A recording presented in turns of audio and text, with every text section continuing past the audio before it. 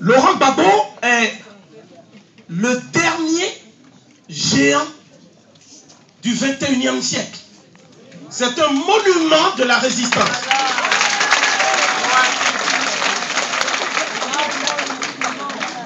Et sa personnalité dérange sur un continent où on a souvent affaire à des courtisans et à des cireurs de chaussures.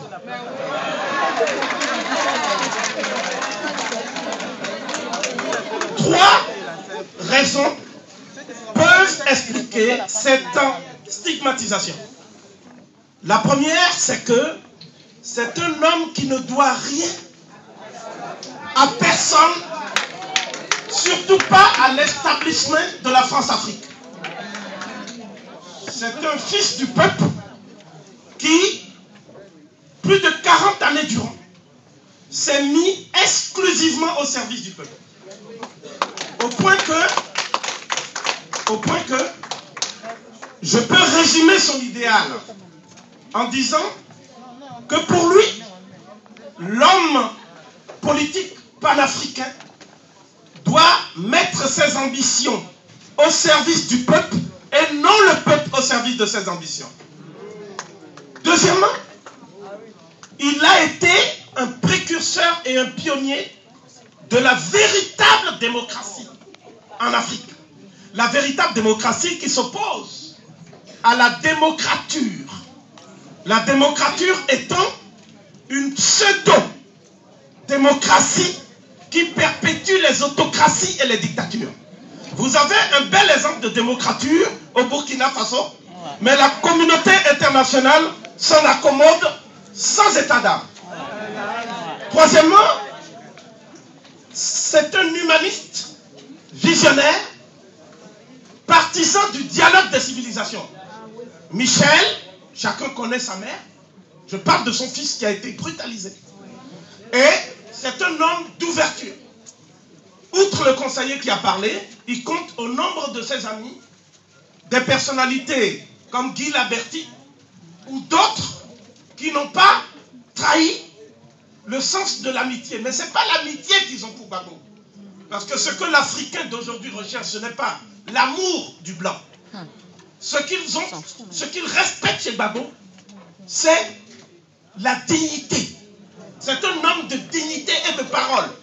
Et il n'avait plus jamais vu de dirigeant africain de cette stature. C'est pour cela qu'il y a eu cet acharnement de BFM TV, de France 24, de toute la presse qui a instruit à charge contre Gbagbo et contre son camp. Et qui a même réussi un exploit. C'est de passer sous silence l'assassinat par le rebelle de Français de souche. Tout simplement parce que ces Français disaient la vérité. Donc ça veut dire que quand on tue certains Français, quand le président préfet Ouattara a dit que si Sarkozy veut préserver la vie des Ivoiriens, il n'a qu'à maintenir la force licorne pendant des années. Comme ça, elle fera d'une pierre deux coups. Assurer la sécurité du préfet et assurer la sécurité des Français. Non, ce n'est pas la sécurité des Français qui les intéresse. Ce qui les intéresse, c'est la sécurisation des ressources énergétiques et minières de l'Afrique. C'est ça qui les intéresse. On aime les ressources de l'Afrique, mais on n'aime pas les Africains. Hein? Il y a une chanson qui dit bien. Mais qui fait ça? Qui fait ça? Quelle est la main invisible qui agit dans l'ombre pour faire des guerres et armer des rébellions? D'abord, je voudrais dire que je respecte les prises de position et les engagements philosophiques de tout le monde.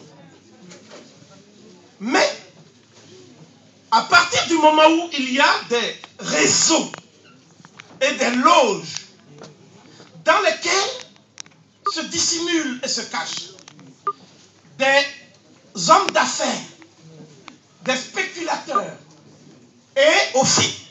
faut le dire, des criminels qui ne sont pas courageux parce que ils vont perpétrer des meurtres, mais eux-mêmes, ils se mettent à l'abri.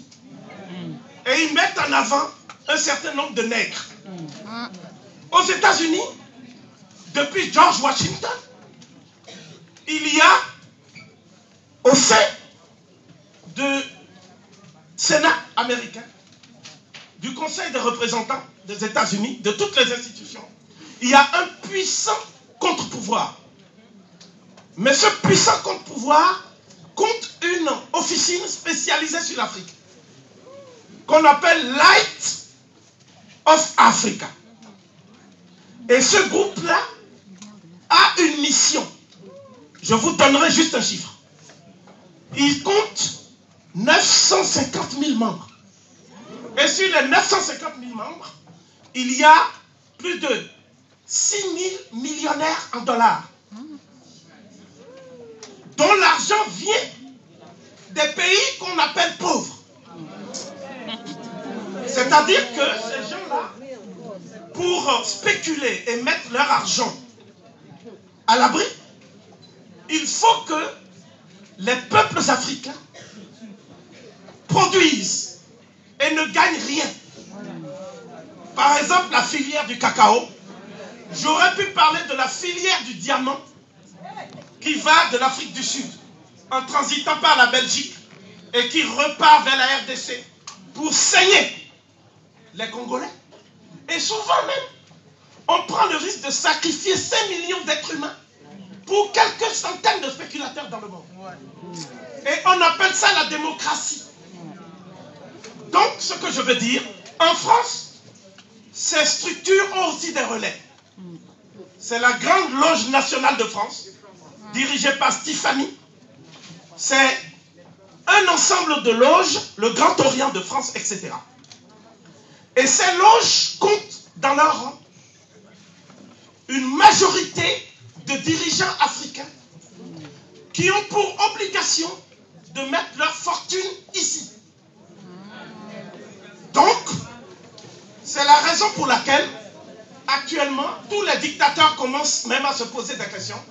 Parce que quand vous tombez en disgrâce, on dit tout de suite qu'on va geler. Mais tous les avoirs des pays africains, par des circuits de détournement invisibles, cela m'amène à poser un problème fondamental. Comment peut-on, en toute honnêteté intellectuelle, dire que les dirigeants africains sont corrompus en faisant abstraction du fait qu'il n'y a jamais de corrompus sans corrupteur? Qui finance les élections présidentielles en France?